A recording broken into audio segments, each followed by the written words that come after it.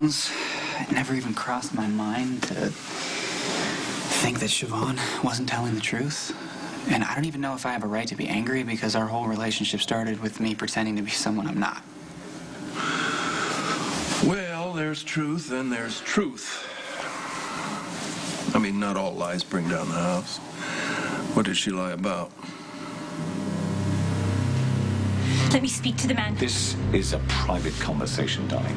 So I suggest you keep your mouth shut, or I will shut it permanently.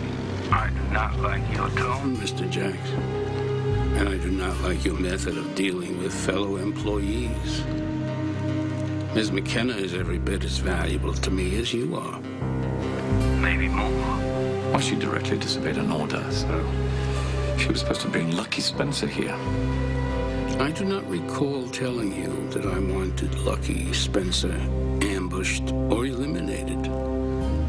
This independent thinking of yours is not cool, Mr. Jacks.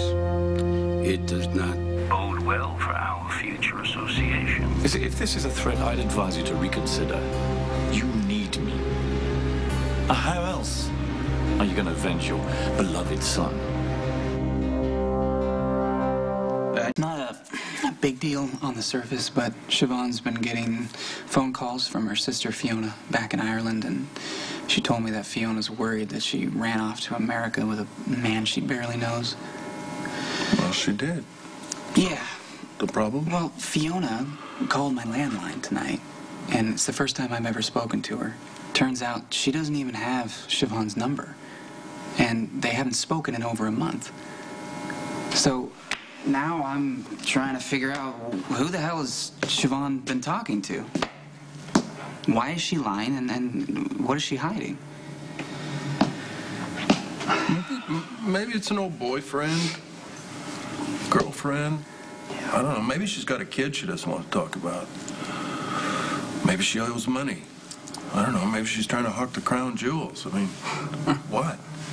I know I shouldn't be suspicious, but something about it just doesn't feel right.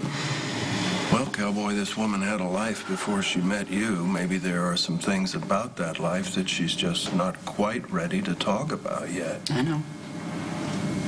I just hate the fact that Siobhan's lying to me. I employed you for a specific job, Mr. Jacks. Well, perhaps we need to restate the terms to avoid confusion. I thought I was to help you exact revenge. My son Alexander vanished over 3 years ago. I was not unduly alarmed at first. I had reason to believe he had chosen to conceal his whereabouts from me. Well, a similar thing happened to my family. You know, I got into a little bit of trouble and made myself scarce. Last May, my son's remains were discovered near Green Falls, New Jersey. He had been shot at close range and left to rot. And his last contact was the lovely Brenda Barrett, right? Miss Barrett has information that is vital to me. About my son's last days, about his death, and about who actually killed him.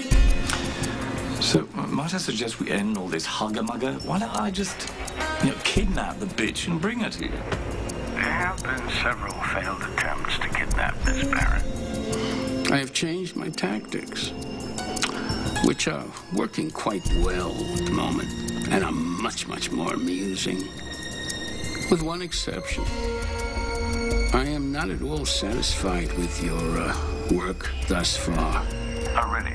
Well, I did warn you when you sent me to pick up the body that it was a trap. The objective was for you to convince Miss Barrett's protectors that you were the Balkan. Which I did. You also drove my son's already mutilated remains off a cliff. I had hoped to bury Alexander and give him some final rest. But you made that impossible. I am truly, truly disappointed in you, Mr. Jacks. You cost a fortune, and you do lousy work. Nag. Hey, do you know what? You're in no position to complain.